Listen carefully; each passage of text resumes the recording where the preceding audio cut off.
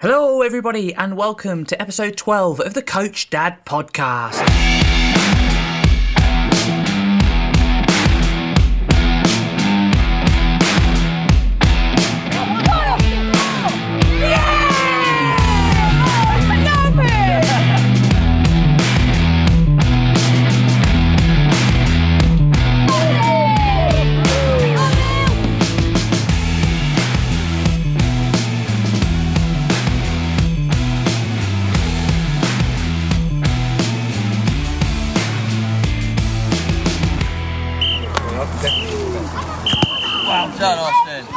So hello everybody, welcome to the Coach Dad podcast with me, your host Ben.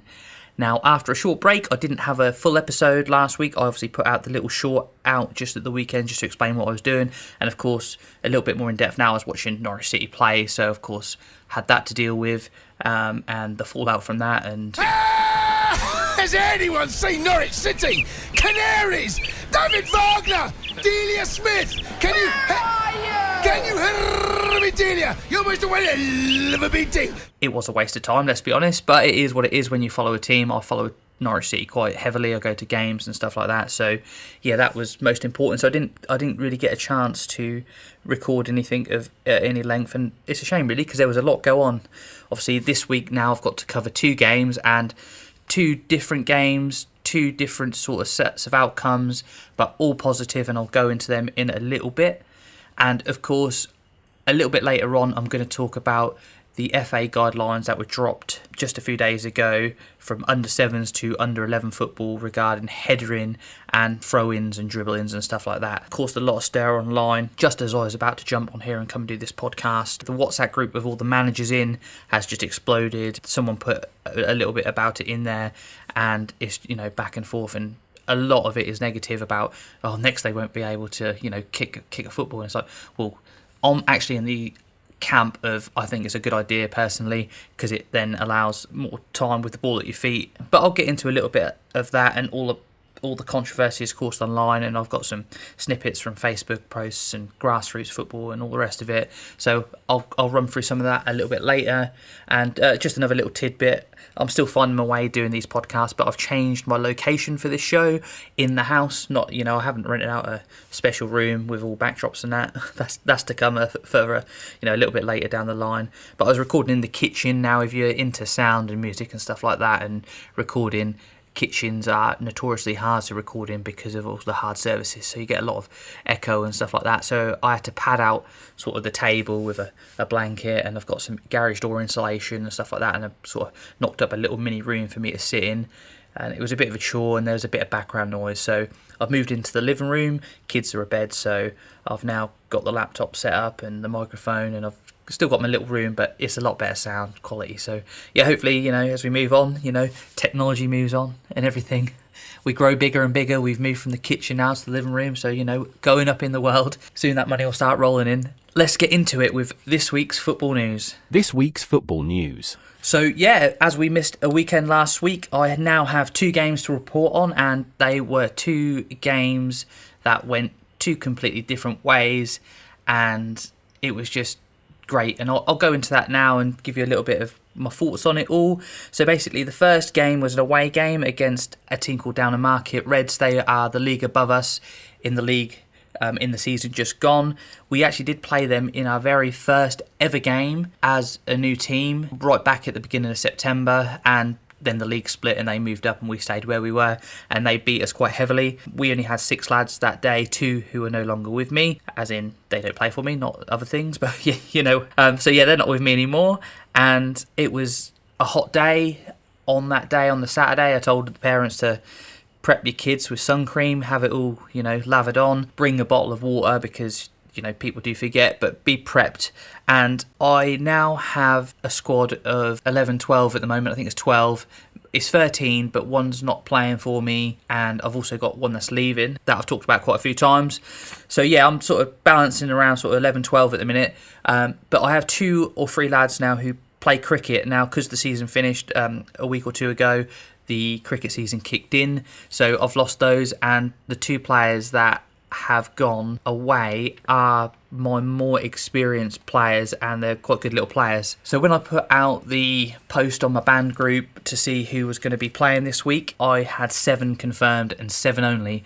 Now, this, bear in mind, obviously we did 5-a-side last year at under 8s. We're moving up to under 9s next season. So all the games I've been playing post-season have been 7-a-side friendlies. So the last 3 or 4 games have been 7-a-side friendlies. And yeah, so I only had 7 confirmed. I had 1 or 2 parents sort of say, are we playing? I put a post on the group saying, look, I'm happy for us to go and for these little lads to get full game time because I think it's beneficial for them. Yeah, it's going to be a test. I had 2 or 3 lads who were new. Like I say, I've got a squad of 12, 13. I've got my sort of 8 or 9 who were there most of last season, and I've got the 2 or 3 new ones who have joined in the last 2 or 3 months. Some only a couple of months ago or a couple of weeks ago. So yeah, I would say the balance of the squad was very lopsided, as in terms of it was very low ability or low experience is probably the better word. I had 2 or 3 lads who joined more recently, and they were going to play a whole game. Now, I informed the other coach that was the case, and I asked for the game to be quarters because we're going up to half next season. But what that would allow me to do is chop and change it, because with the heat, with 7 of them, with some new lads there, it would just give me a chance to give them some instruction, and we would, go from there. But so we got down there, we warmed up, and I got all the lads together just before we went on, and I proper mixed it up. I've come away now from pigeonholing players to where I think they need to be, and what I've done is, like, you can easily slip into the mode of putting your best players, towards the top of, the pitch, your striking positions and your forward going positions. And I thought, no, what I'm going to do, I'm going to put a little striker. He's one of my best players. He's got, top goal scorer for me. I'm going to start him at the back. I'm going to start him in the right hand side of the 2 defence with another defender who's quite strong, and then we're going to at least be solid at the back. And that was my thoughts on it anyway. But yeah, I'll get into that. So I properly mixed it up, and I got everybody together. So I said at the beginning, I've done a little bit of a rousing speech with them. I said, look, just go out there, have fun. I said, we are going to concede goals today, and we're going to concede a lot of goals, but let's not worry about that. Let's just focus on the positives. Let's go out there, have fun, enjoy yourself, and then just come off knowing that you've worked hard and you've had fun, and then we won't worry about it. There's no negatives to be taken from this. This is going to be, an experience that we are going to have to just go through, but it will benefit us in the long run. So the game got off to a bit of a slow start for my boys, unfortunately, and it didn't really matter that I played sort of, like I say, a couple of stronger lads in defence. We had a little lad in goal who was given it a go for the first time. He's one of the newer lads, and yeah, it was new to him, so he was just feeling it out. But we did concede 5 goals within the first sort of 5-6 minutes, and I was worried at that point that heads would go, and then, it could end up being 20, 30, or maybe even 40. But credit to the lads, we then got going, and we did end the quarter, the very first quarter, 7-0 down. Majority of the goals were just, let's say, just basic goalkeeping errors. I say errors, they were sort of fired in, and it's just basic things like body position and stuff like that, and no blame was placed upon anybody for any of them. And then I sat everybody down at the break and said, look, great effort so far, lads, just keep going.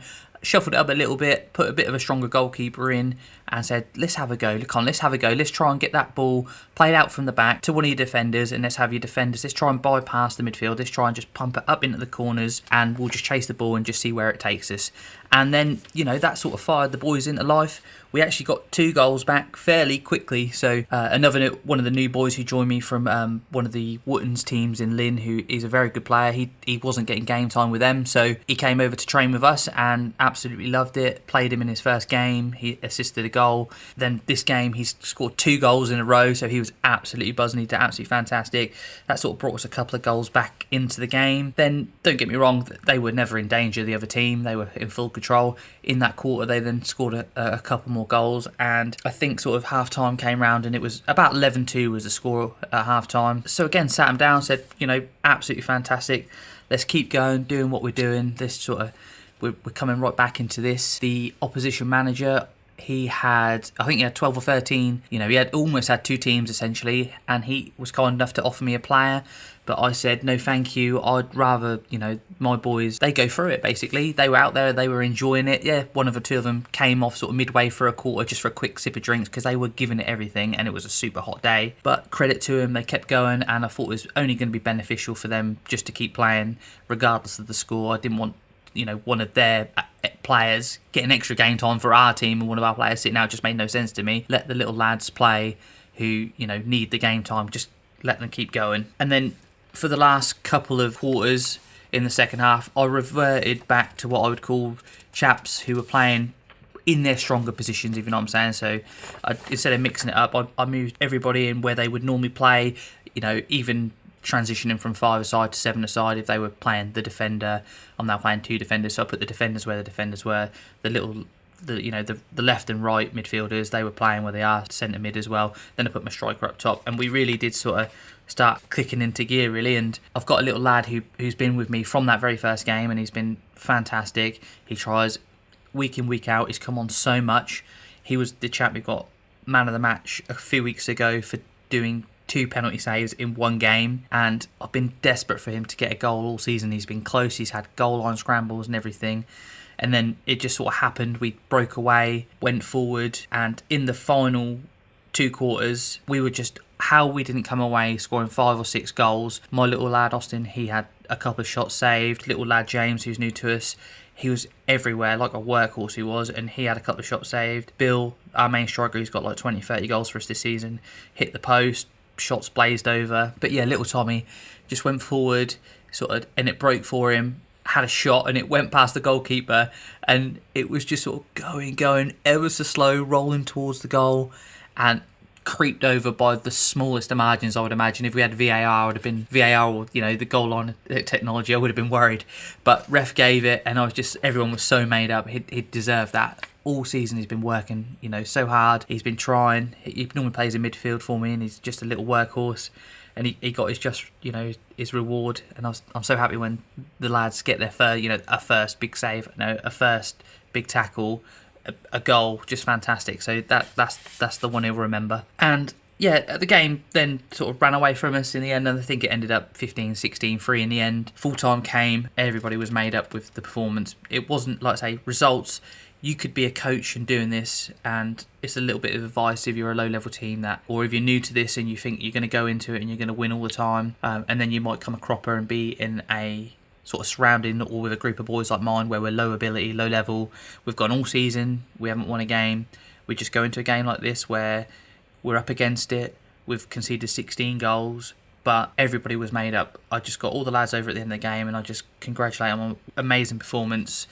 Quite how we only scored 3 goals, I don't know. They went through it. They played 50 minutes non-stop. None of them quit. They were out there helping each other out. They were on it. They were battling for everything. The parents even all said it was amazing. Regardless of the results, they did so well. And it's things like that are going to help them long term. This game time against top teams where they've got to try and find themselves, find their way. They've got to try and get better, playing better opposition, going through, experiences like this is nothing but a plus and a positive. Many people might see it as a negative. They may come away and go, 16 against, that was rubbish, so-and-so didn't play well. Not for me. That was the experience was the most important thing. They went through it, they dug in deep, they were battling right to the end, and we were on top at the end.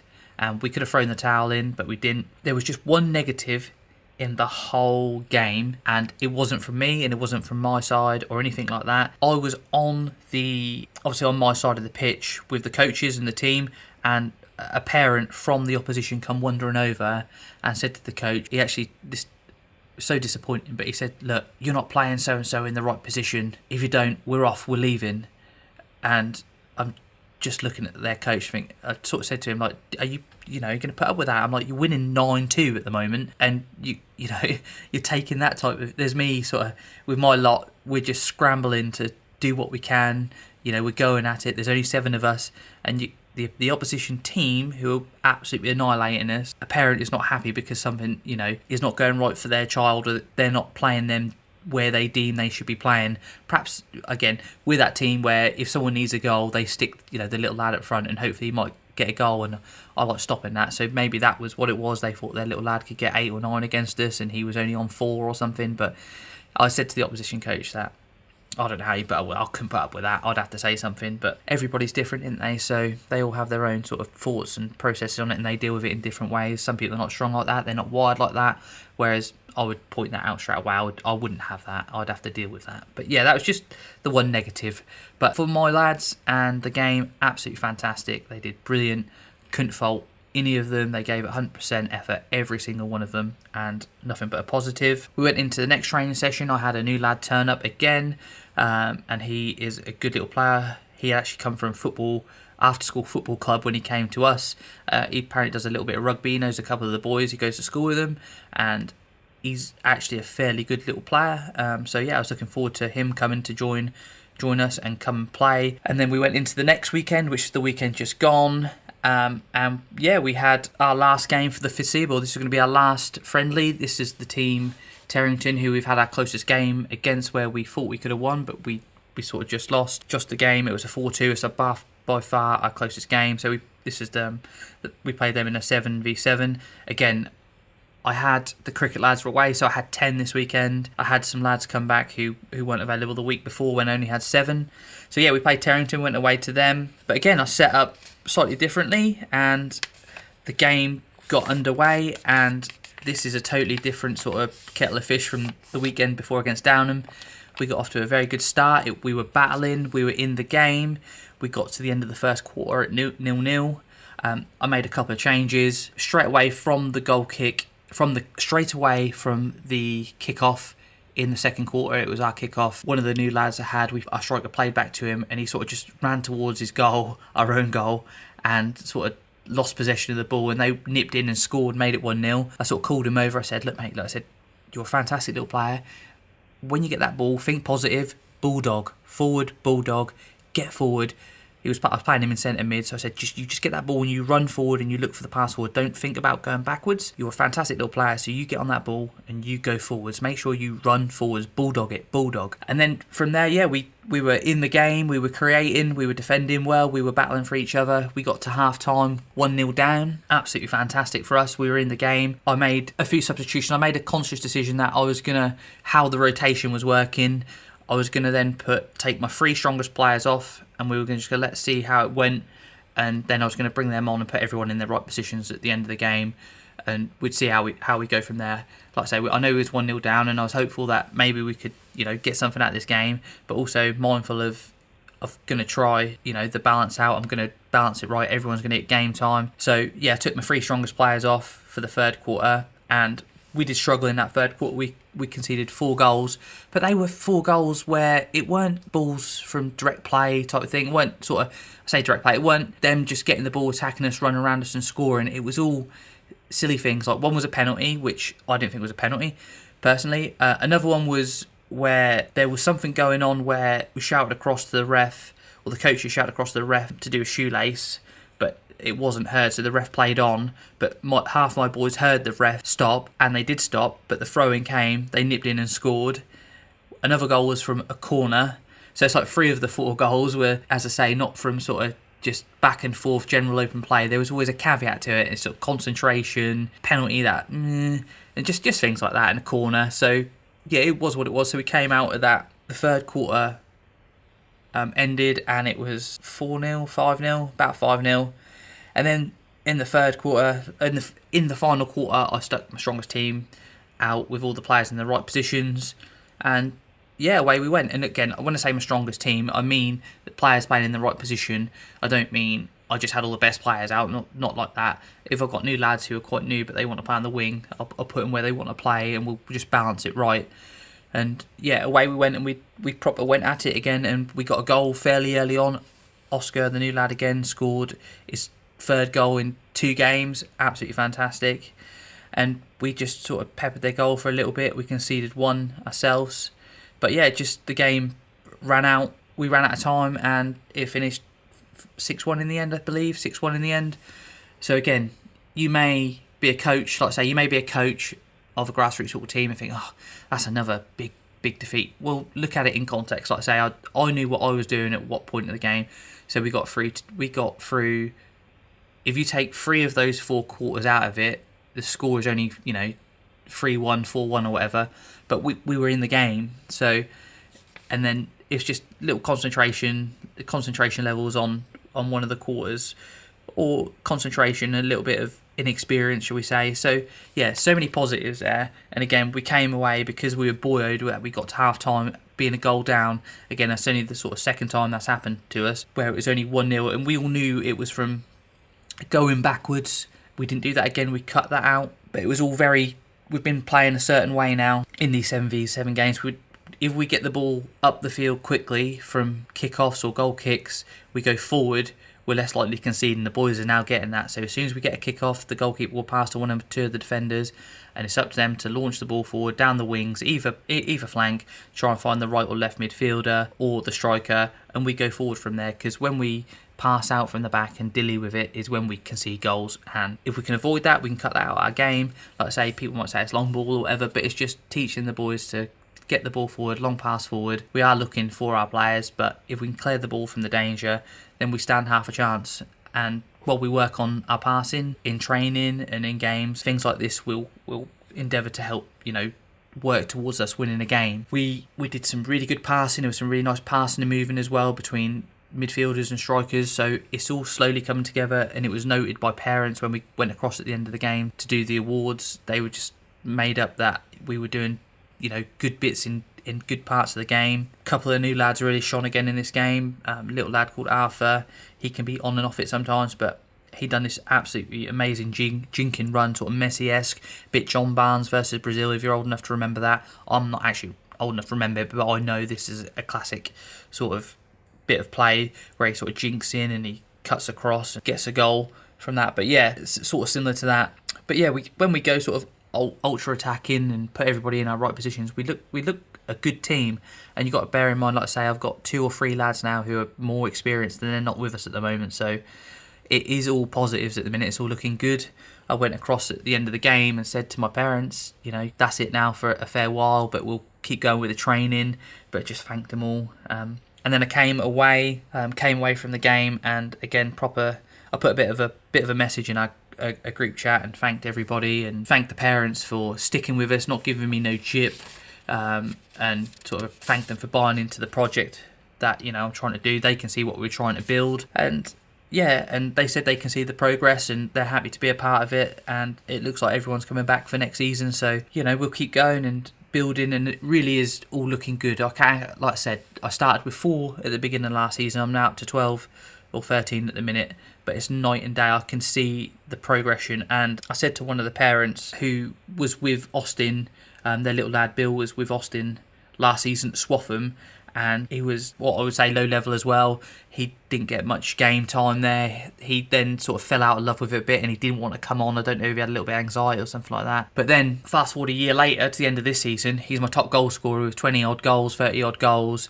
I'm playing him at the back because he's a strong player. He can smash the ball upfield, he can tackle. Now he of course wants to play at front all the time, but I have to barter with these boys now. I say, well, do a quarter for me, at the back, then I'll play sort of right wing, and then we'll get you up front for the last quarter or whatever, and they'll buy into it. It's brilliant, but they don't realise that it's enhancing their all-round game, but they're becoming cracking little players, and that's what I look at. I look at him a year ago, where he was and where he is now, and I'm hoping the same can be said for these little lads that I've had through this year. They can then kick on next year, and the lads who just joined me will be similar. They'll progress, and it really feels like we're building something positive, and I'm really, certain that 7v7 this coming season we'll be competing and we're going to get that win, and I'm pretty certain, I'm pretty hopeful we'll get that early on, and it's just what we need. It's what the boys need.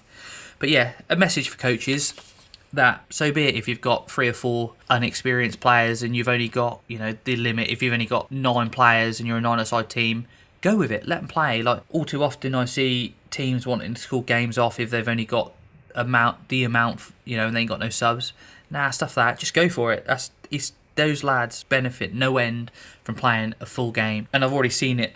In such a short space of time, 1 month, 2 months, these inexperienced lads getting game time, and it's just bringing their game up so quick. They're getting confidence. They're happy. They're playing. They're with their friends, and yeah, it's all positives. Get them involved. And yeah, just one other thing and just on that sort of getting your players in there, and I've talked about this already, but it's the whole sort of, it's becoming more and more out there where you're looking online and you're looking through sort of groups and stuff like that, and you've got age groups below me, same age and above me, looking for experienced players, looking for 1 or 2 experienced players to come and join our growing squad. And it's like, be a coach. Don't just ask for players, not experienced players. Experience means that someone else has gone and put the work in, or they've gone and played somewhere else. You want to take that, and then you want to get that straight into your squad without putting that effort in, which is, I think it's a bit, you get people like me who are developing these lads.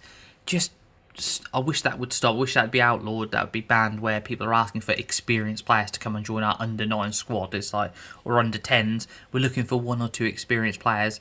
And they're not playing in JPL. They're playing in, a Saturday grassroots football league. I think it's just not right, to be fair. Don't sit with me. I'm old school, where I think you should develop. I just think that you should have to develop players that you've got. Like, if you're a coach, put your time and effort into being a coach. It does seem the art form is, some people don't want to go through that. They just want ready-made.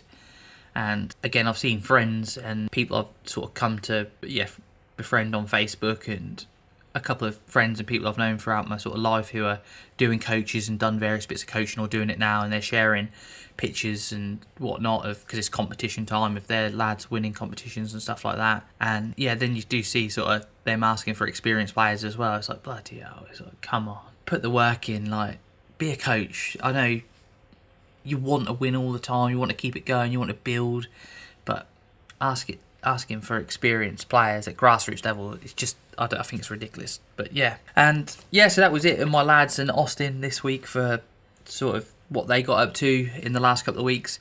Of course, Caleb's still not actively playing football, not training, not playing because they're still on a bit of a break. But we've done lots of training, we've been down the field, and we've been playing a lot of sort of skills. We've been doing a lot of skills-based stuff and a little bit of fitness as well. And it all seems to be paying off. He's enjoying his time. He reffed the game at the weekend. He's now getting a bit of a reputation now where, does your lad want to come and ref? Because people are struggling to get refs, and they know that I've got a lad who will do the ref. We'll pay him a few quid for doing it. So he got paid handsomely at the weekend and was happy with that. Again, it's all good experience. He got 1 or 2 things wrong, maybe, in my opinion. Were a couple of heavy challenges that he let go, but the other team didn't complain. Nobody complained. But it's just these little things. Didn't say nothing to him, just let him get on with it, and he did really well again. Nothing to complain about. For him, he got his money and away he went. So he was happy with that, and getting a little bit of a rep now for being a ref as well. So he's happy with that. Told him if he can do a game a weekend or whatever and earn 10-15 quid here, then it could become a lucrative little business for him. So that's it for this week's football news.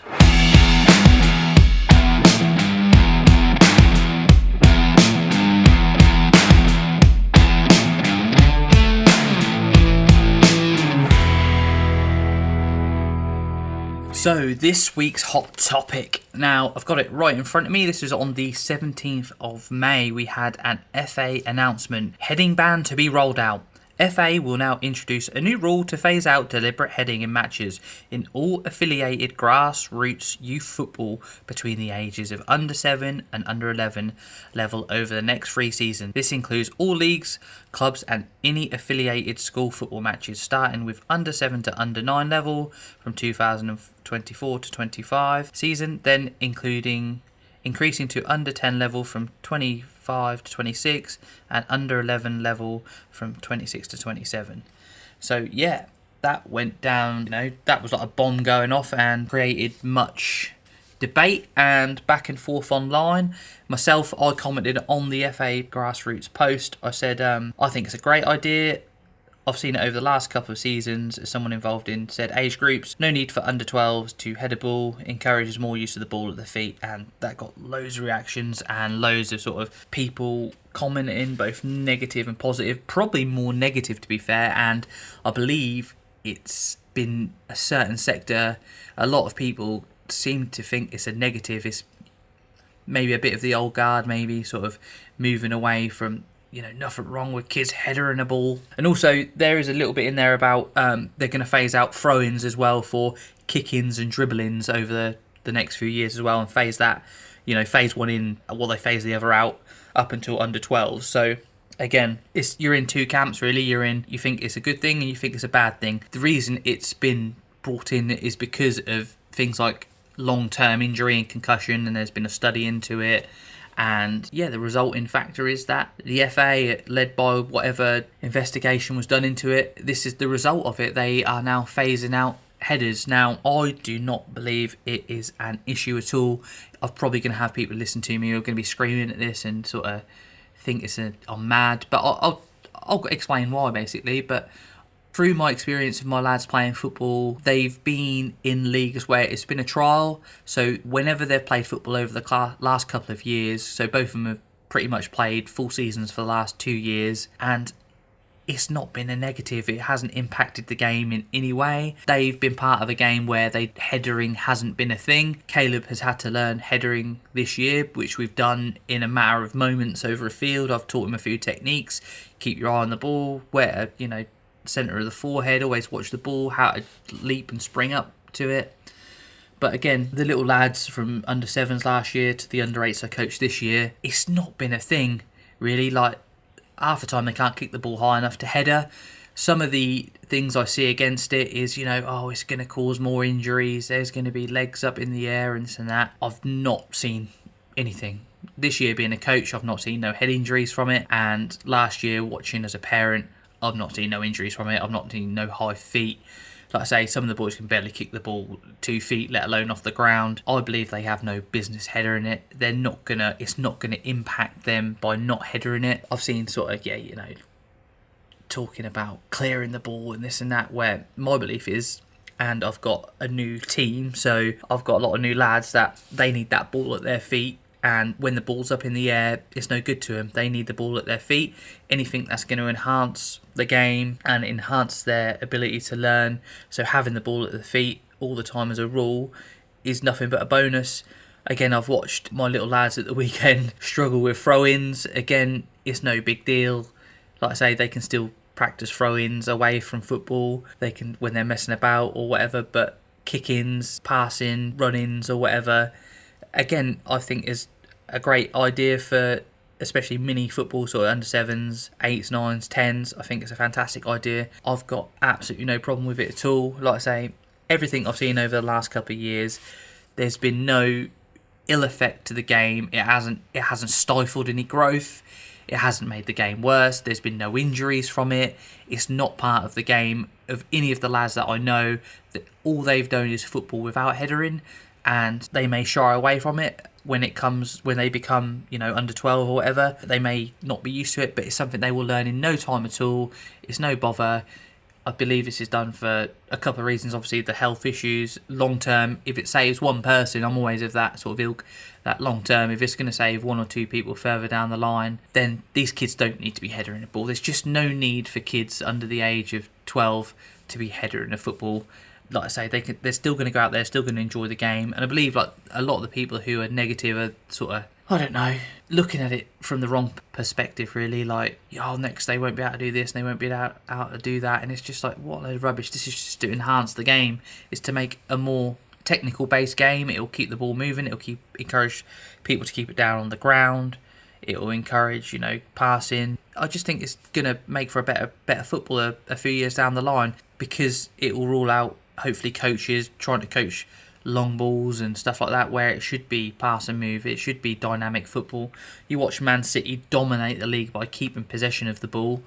You watch these teams like the great Barcelona team of 10 years ago with Xavi, Iniesta and Messi and so on. It was just total football. It was keep the ball. If we've got the ball, the opposition haven't got it. Now, if the ball's up in the air, then you haven't got possession of it, have you? So I know you have crosses and corners and whatnot, but possession, if you can keep possession of the ball, keep the ball at your feet, then the opposition haven't got the ball. So I believe, for me, that is a positive, and that's how it should be taken. But I'll look at some posts like now. Grassroots Football Facebook posts, moans and rants with Ben. On that one that I commented, I got loads of feedback. I got, I said I used the Man City example this year of Pep being in charge and how they keep the ball so well, ball retention. And someone called Shane just sort of mentioned Man City, total football ? Believe it or not, they go long a huge amount of times per game to miss out the press, which is fair enough. Again, he's gone really deep into that. We're talking 5-a-side and 7-sided football. So you get children to press, but normally you get like 4 or 5 lads just running after the ball as well. So like, I totally get what he was coming at, but I think he was coming at it from totally the wrong angle. And Neil's put, Ben, avoiding a header teaches bad football habits. Most young kids will avoid heading a ball that is from a great height anyway. That stops soft headers and is a step in the wrong direction. You have to take some risks in life. Right, okay, fair enough. Jason, it doesn't make them play more with the ball at your feet. I've seen a lot of clever team in the JPL just smash it towards goal as everyone has to move out the way. So, but you're talking JPL there, that's a different kettle of fish. This is grassroots football. I know JPL falls under that, but grassroots, I'm on about low-level kids. The best way for them to learn about football and get better is to have the ball at their feet and retain possession of the ball. As I tell my lads all the time, keep the ball, pass and move. No good welling it away or kicking it off. It's not benefiting nobody. So I think people are getting the wrong side of why these rules are being brought out, and it's really hurting their feelings, and I'm not sure why. It's madness. So this is a reply by Roy, not from me, not to me, but to the post on the FA. There will be dangerous high feet going on for a ball they can't header, and you'll see more chest and face injuries. Not being funny, mate. That's bullshit. Like, I should swear, but that's bullshit, that is. Like, I've not seen it. Like I say, and again, this is only going up to under 11s, and I watched my lad at under 11s a year ago, and it just weren't a bother. Like, it just there wasn't there. You may get people sort of raising their feet, but people will pull out. Kids are sensible. They know what they're doing. Kieran has put, this is madness. By the time they're allowed to head the ball, kids will be scared of it. No, they won't. I took my lad Caleb down the field at the beginning of the year and worked on his headering. And I did it a few weeks ago again because it's not really too much part of the game. Like I say, kids beyond, so when they get to under 12 beyond, can start kicking the ball harder and further and faster. So, you know, you have goal kicks and the ball will drop in the midfield area. So you need to be headering the ball, which is fair enough. But yeah, before under 12s, it's just not that much of a big deal, really. People are making it something it's really not. Then Mike's put on there, what's the source of the information, please? On the IFAB website, it only allows information on the trial, not the actual implementation of the ban.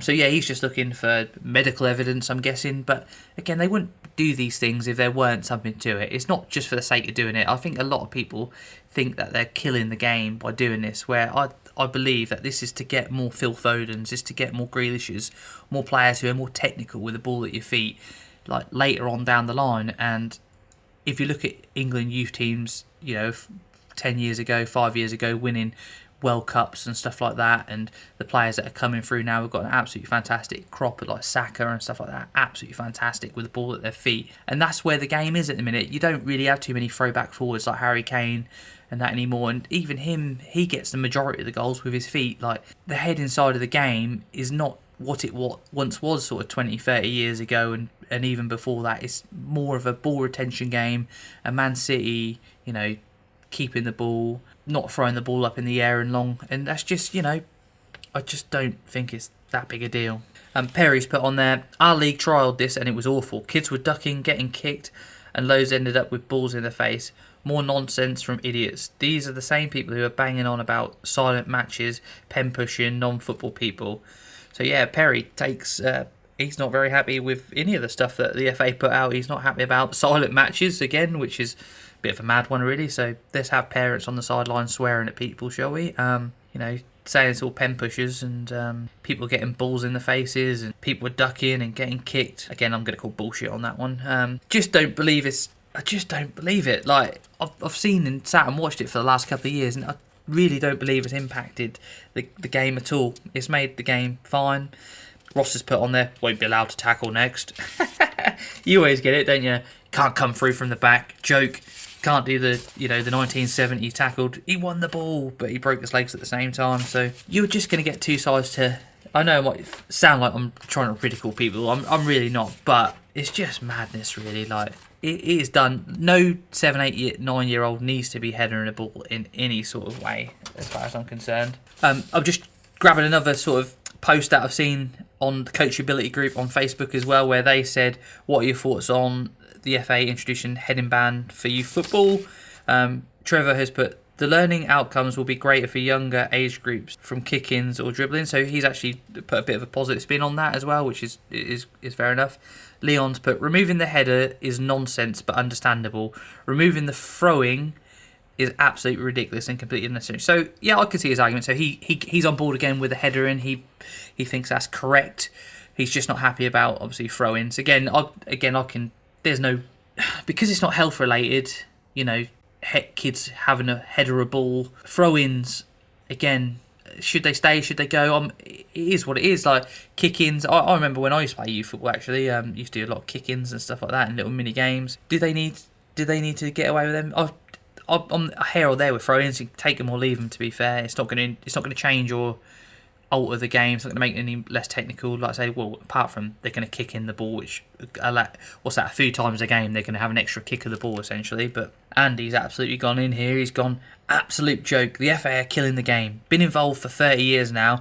They brought in a five-a-side. Now we have more kids as substitutes instead of playing. The cost per head is higher because having a smaller squad, but pitch hire and affiliations are the same as 11-a-side. More coaches needed, therefore more qualifications needed. The balls these days are so much lighter. In a game, I would say there were no more than 4 headers, so why ban it? On the opposite, so on that, you know what? There's only 4 headers, so why ban it? Well, if there's only 4 headers, it don't really matter. Then if they do ban it, does it? Like you can take it or leave it. It goes both ways, really. Andy goes on to say, when I started coaching, we taught kids how to head the ball properly. I'm so worried at under 12s when heading will be allowed that someone will get seriously hurt as they haven't been taught how to head the ball properly. Just coach them how to header it. It's not that difficult. I've done it this season with my lad. Like, it's not that big a deal. Like, just teach them. But yeah, he's obviously got 30 years of being involved in grassroots football now, and he's not happy with any of it. It's all going by the wayside. But I can say that's totally pish from Andy, to be fair. When I was in youth football 35 years ago, I said this in my very first podcast, it's a different level of organisation. It's so much better now, so much more transparent. You've got welfare officers, you've got club officials, you've got proper structure to clubs, which is fantastic. I think the way they do things now is light and day from anything in 20, 30 years ago, and it's a much better product for it. It's better for the children. You have coaches now who are affiliated and qualified. They have to go through proper training, which only when they get on that pitch, that means they've got half an iota of what they're doing. Yeah, I get some coaches can't deliver it as eloquently as some others or as articulate as others, but they do have a bit of base knowledge now when they go into coaching. And like I say, they are then supported by a system within a club of welfare officers and other coaches and etc, etc. So the game moves on, and this is probably my summary of it all really. The game moves on throughout time. It's a different kettle of fish, as I say, to 20, 30 years ago. I believe it's better.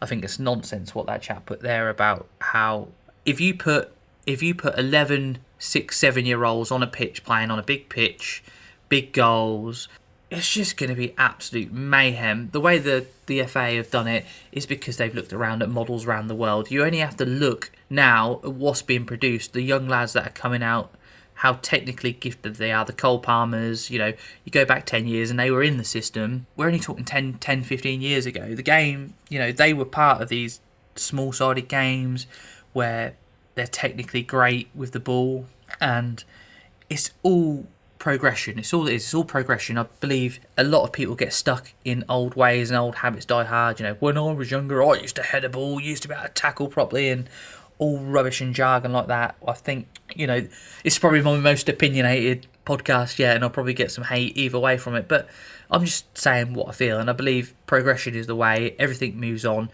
Just take a little look back at, like I say, the kids that are out there now doing it, the young lads, the Fodens, who's PFA Player of the Year. You had Cole Palmer being top sort of joint goal scoring, assist together, topping the charts. And they're young lads, so they were not long ago in some of these systems, under some of these programs where things were changing, small-sided games, and they've benefited from it, and they're absolutely fantastic, gifted little footballers, and I believe it's the right way to do things. I'm not a throwback type of guy. Like when I play, you could be more physical, you could get away with a lot more, you could tackle, proper tackle, take the man in the ball, where you're not allowed to anymore. And I believe that it is the right way to go about things like this. It's got a bit of safety involved in it, a bit of common sense. There's no need for a 7 or 8 year old to be attempting to head a ball back to where it came from. Better ways of dealing with things.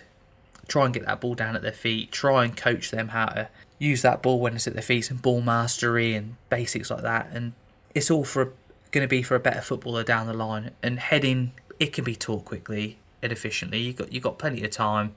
If you've got anything about you, you can coach it. So I believe that these new FA rules coming in is nothing but a positive. So yeah, I've ran on there for a very long time about various things, and like I say, great to be back. It was a sort of bit of an action-packed episode, really. Lots going on. Had a couple of games to go over, and yeah, we're now at the end of the season. I'm going to have no games to report on next week because we are done now for the season for games. I'm going to have a couple of, maybe a month or two's rest. I didn't realise that there was some funny rule that you can't actually play a game in one of the months. Is it June or July? Unless it's an affiliated proper competition. Like I say, I'm not in no tournaments or anything like that, so I've stayed away from that.